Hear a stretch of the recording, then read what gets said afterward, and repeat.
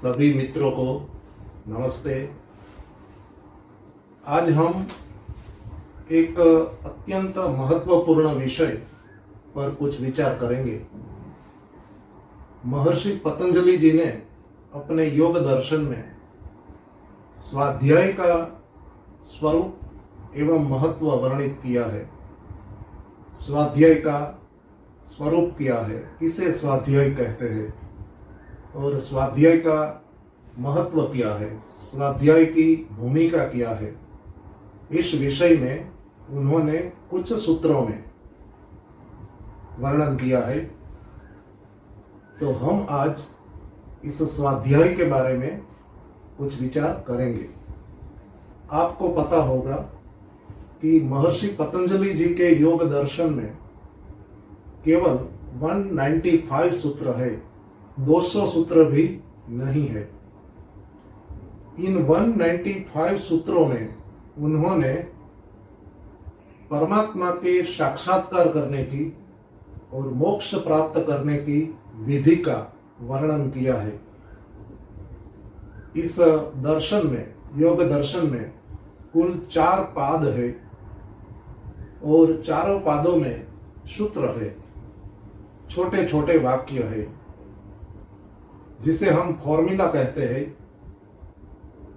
इस प्रकार के 2, 3, 4, 5 शब्दों के सूत्र है। इन 195 सूत्रों में ही उन्होंने वैदिक ध्यान पद्धति, योग उपासना का वर्णन किया है। इसलिए आध्यात्मिक जगत में योग दर्शन का महत्व बहुत ही है। यदि किसी को योगाभ्यास करना हो, ईश्वर की भक्ति करनी हो, तो उसके लिए योग दर्शन का अध्ययन करना अत्यंत लाभदायी होता है।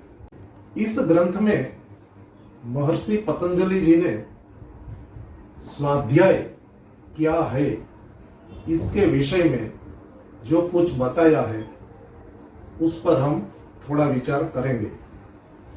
महर्षि पतंजलि जी की दृष्टि में योग का उद्देश्य ईश्वर प्राप्ति है। योग उनकी दृष्टि में केवल शारीरिक व्यायाम नहीं है। जो व्यायाम शरीर के लाभ के लिए किया जाता है, उसका महत्व भी है, परंतु पतंजलि जी ने अपने योग दर्शन में जिन बातों का वर्णन किया है, उनका उद्देश्य ईश्वर प्राप्ति है। तो योग दर्शनकार की दृष्टि में जो शारीरिक व्यायाम किए जाते हैं, केवल शरीर के विकास के लिए, बल के लिए, शरीर के सौष्ठव के लिए, उन व्यायाम आसनों को योग आसन नहीं किया गया है। योगासन केवल शरीर की उन स्थितियों के लिए प्रयुक्त हुआ है जिनमें बैठकर साधक लंबे समय तक स्थिर बैठ सकता है और बिना कष्ट अनुभव किए अनुकूलता से बैठ सकता है। इसलिए योग दर्शन का उद्देश्य व्यायाम नहीं है, व्यायाम के आसन नहीं है, परंतु समाधि अवस्था को प्राप्त करना और मोक्ष के अधिकारी होना, मुक्ति की प्राप्ति के लिए योग्यता प्राप्त करना, इन्हीं उद्देश्यों को ध्यान में रखते हुए इस ग्रंथ को प्रकट किया गया है। महर्षि पतंजलि जी अपने योग दर्शन में कहते हैं कि योग चित्त वृत्ति निरोधः। हमारे मन में, हमारे चित्त में जो विचार उठते हैं, हम हमारे मन में, हमारे चित्त में जो विचार उठाते हैं, उन विचारों को रोककर ईश्वर में लगाना, ईश्वर के बारे में विचार करना और आगे बढ़ते हुए धारणा, ध्यान और समाधि की अवस्थाओं को प्राप्त करना और स्वयं को ईश्वर साक्षात्कार के लिए योग्य बनाना, इसी उद्देश्य से यह शास्त्र लिखा गया है। जब मनुष्य अपने चंचल मन को नियंत्रित कर लेता है और उसे ईश्वर के चिंतन में प्रवृत्त करता है, तो धीरे धीरे उस व्यक्ति के जीवन में शांति, स्थिरता और आत्म अनुभूति और अंत में ईश्वर की अनुभूति, यह सब प्राप्त होता है। इस महान लक्ष्य की प्राप्ति के लिए महर्षि पतंजलि जी ने अपने शास्त्र में अष्टांग योग का वर्णन किया है। अष्टांग अर्थात 8 अंग वाला, 8 स्टेजेस है इस शास्त्र में, जिनके नाम है यम, नियम, आसन, प्राणायाम, प्रत्याहार, धारणा, ध्यान और समाधि। इन 8 विषयों का समावेश होने से महर्षि पतंजलि जी के योग दर्शन को अष्टांग योग कहा जाता है। इन 8 विषयों में प्रथम है यम। यम में अहिंसा, सत्य, अस्तेय, अपरिग्रह और ब्रह्मचर्य का समावेश होता है। और दूसरा जो अंग है योग का, इसका नाम है नियम। नियम में भी 5 विषयों का समावेश किया गया है। पतंजलि जी ने इसके विषय में एक सूत्र लिखा है, जो दूसरे पाद का 32वां सूत्र है। दूसरे पाद को साधन पाद कहा जाता है। योग दर्शन के प्रथम पाद को समाधि पाद कहा जाता है। दूसरे पाद को साधन पाद कहा जाता है। तीसरे पाद को विभूति पाद कहा जाता है और अंतिम और चौथे पाद को कैवल्य पाद कहा जाता है। तो दूसरे पाद के 32वें सूत्र में महर्षि पतंजलि जी ने लिखा है, शौच, संतोष, तपः, स्वाध्याय, ईश्वर प्रणिधानानि नियमाः। तो ये 5 नियम है, शौच, संतोष, तप, स्वाध्याय और ईश्वर प्रणिधान। ये 5 नियम योग में आगे बढ़ने के लिए अनिवार्य है। कोई भी व्यक्ति यम और नियमों को अपने जीवन में उतारे बिना योग के मार्ग पर आगे नहीं बढ़ सकता है। इसलिए हम कह सकते हैं कि योग का फाउंडेशन यम और नियम से बनता है। यम और नियम को बाईपास करके, यम और नियमों का पालन किए बिना योग में आगे प्रवृत्ति संभव नहीं है।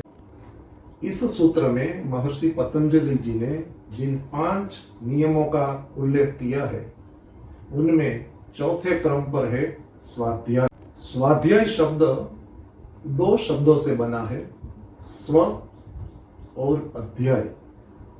स्व और अध्याय, इसका सामान्य अर्थ यह होता है कि स्वयं अध्ययन करना, सेल्फ स्टडी करना, अपने आप किसी ग्रंथ का स्वाध्याय करना, पढ़ना। लेकिन महर्षि पतंजलि जी ने स्वाध्याय को केवल स्वयं पुस्तक पढ़ना या किसी ग्रंथ का अध्ययन करना, केवल इतना ही अर्थ नहीं लिया है। उन्होंने स्वाध्याय का अर्थ किया है कि जो ग्रंथ मोक्षदायक है, व्यक्ति को मोक्ष की ओर ले जाते हैं, ऐसे विशिष्ट ग्रंथों का अध्ययन करना। केवल उन ग्रंथों का अध्ययन ही नहीं करना है, किंतु उन ग्रंथों में वर्णित बातों को हमारे जीवन में उतारना भी है। तब स्वाध्याय का प्रयोजन पूर्ण होता है। महर्षि पतंजलि जी के योग दर्शन पर महर्षि व्यास जी ने भाष्य लिखा है।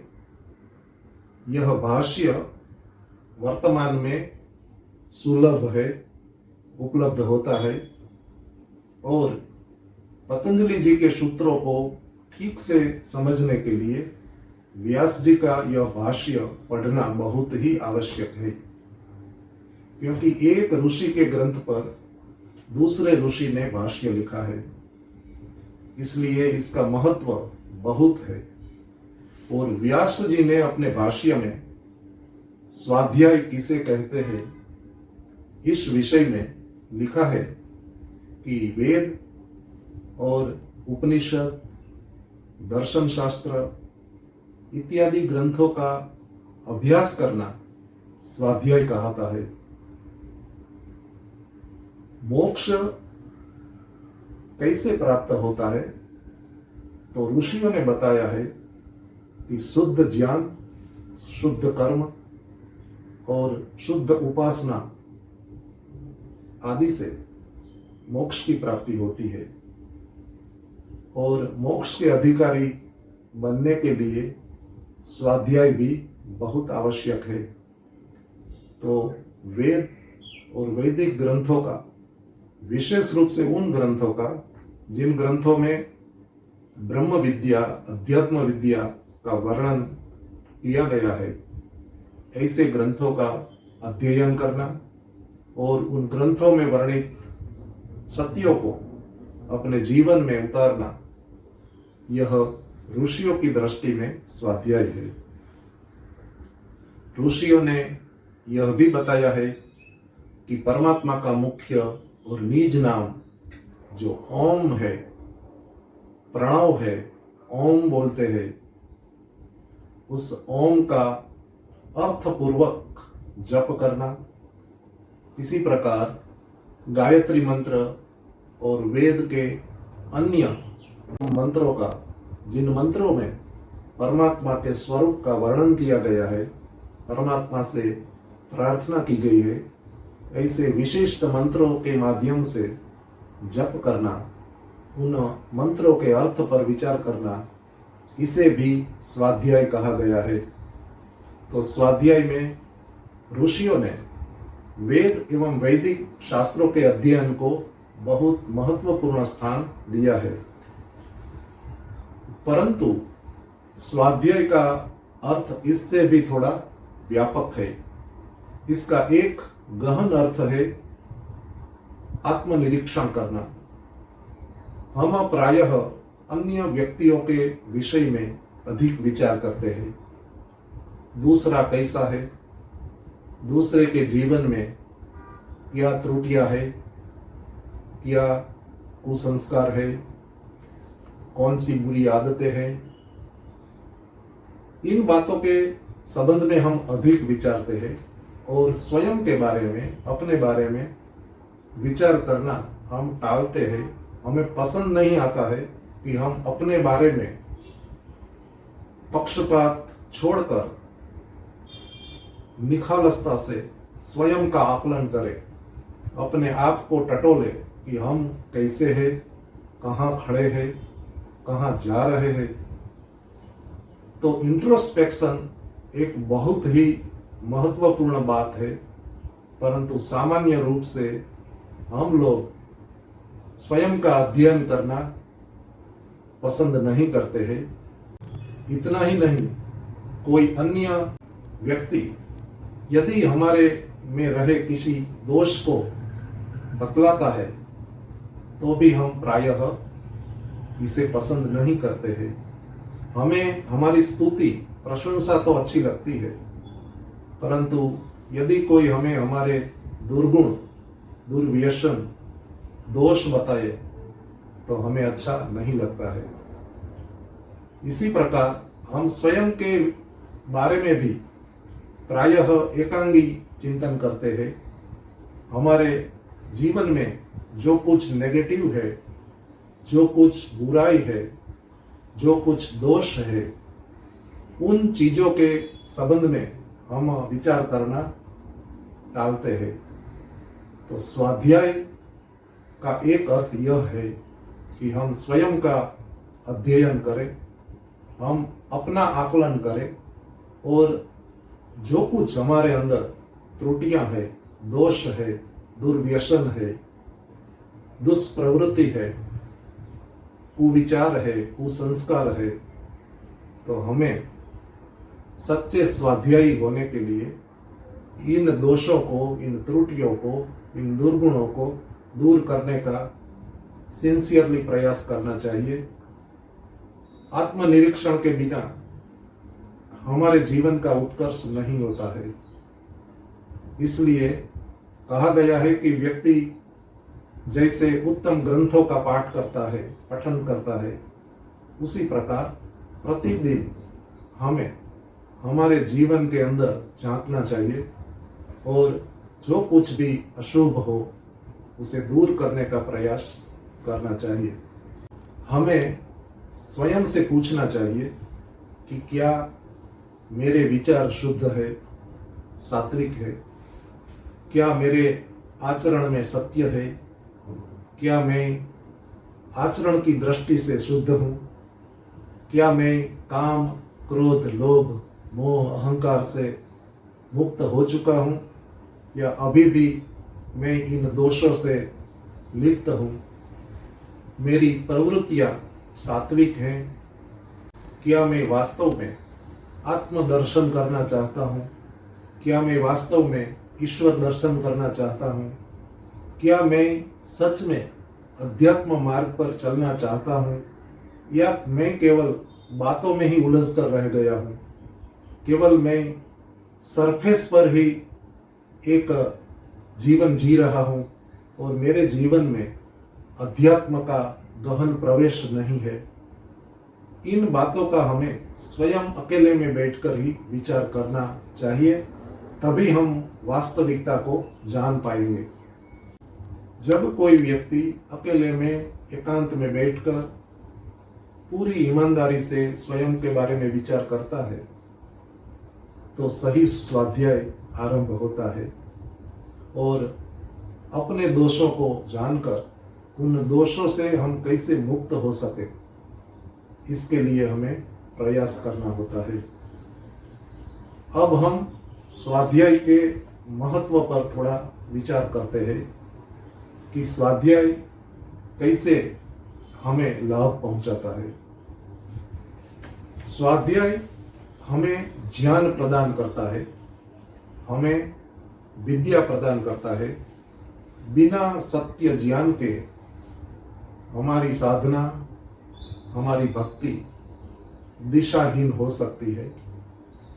आज संसार में अनेक अनेक लोग स्वयं को आस्तिक समझते हैं, धार्मिक समझते हैं, परंतु सत्य ज्ञान के अभाव में वे भटक गए हैं और कई चालाक धर्माचार्य, धर्मगुरु ऐसे सरल लोगों का दुरुपयोग कर रहे हैं। इसलिए स्वाध्याय बहुत ही आवश्यक है।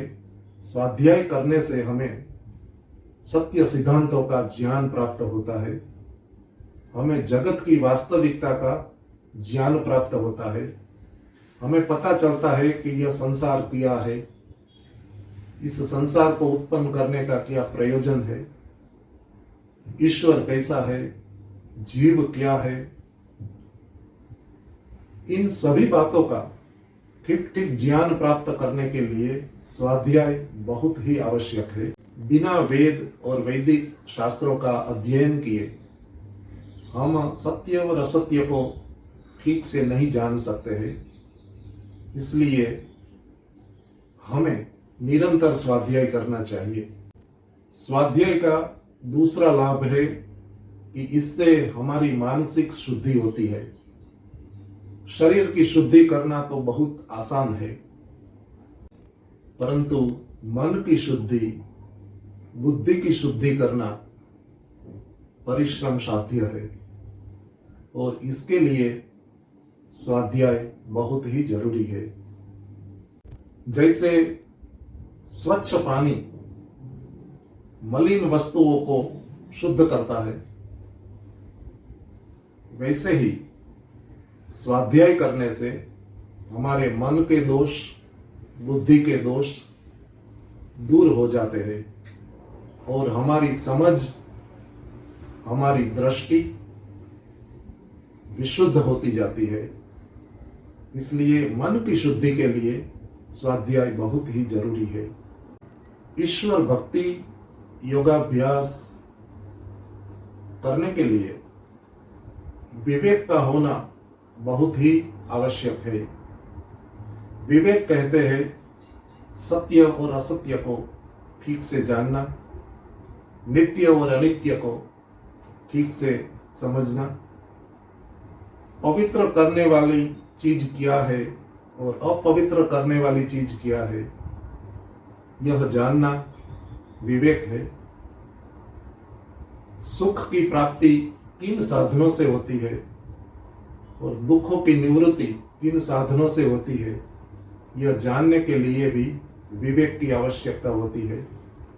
इसलिए ऋषियों ने कहा है कि विवेक की प्राप्ति जीवन को सफल करने के लिए अनिवार्य है। नित्य अनित्य, धर्म अधर्म, अच्छा बुरा, कर्तव्य अकर्तव्य, इन बातों का ठीक ठीक ज्ञान न होने से हम अनेक भूलें करते हैं और हमें अनेक दुख उठाने पड़ते हैं। इसलिए स्वाध्याय के माध्यम से हमें हमारे विवेक को प्रज्वलित करना चाहिए। विवेक को जागृत करने के लिए स्वाध्याय बहुत जरूरी है।